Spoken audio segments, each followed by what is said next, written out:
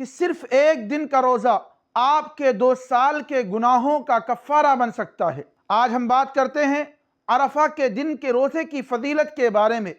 یعنی 9 ذی الحجہ کا دن، جو اللہ تبارک و تعالیٰ کے نزدیک سال کے عظیم دنوں میں سے ایک عظیم دن ہے، جو گناہوں کی معافی کا دن ہے۔ اللہ کے نبی علیہ السلام نے ارشاد فرمایا، جو شخص عرفہ کے دن روزہ رکھتا ہے، مجھے اللہ کی ذات سے امید ہے کہ اللہ تبارک و تعالیٰ اس کے پچھلے 1 سال کے اور آئندہ 1 سال کے گناہ معاف فرما دے گا۔ جو جہنم سے نجات کا دن ہے کہ اس دن بے شمار لوگوں کو اللہ تبارک و تعالیٰ جہنم سے آزاد کرتا ہے۔ جو دعا کی قبولیت کا دن ہے کہ اس دن اللہ تبارک و تعالیٰ سب سے زیادہ لوگوں کی دعاؤں کو قبول کرتا ہے، اور حج نہ کرنے والے بھی اس دن محروم نہیں ہے،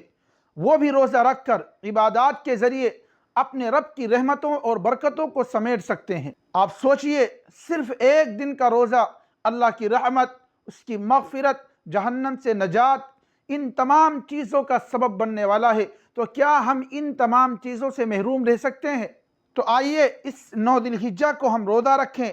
اور اپنے رب کے حضور ہم دعاؤں کا نذرانہ پیش کریں۔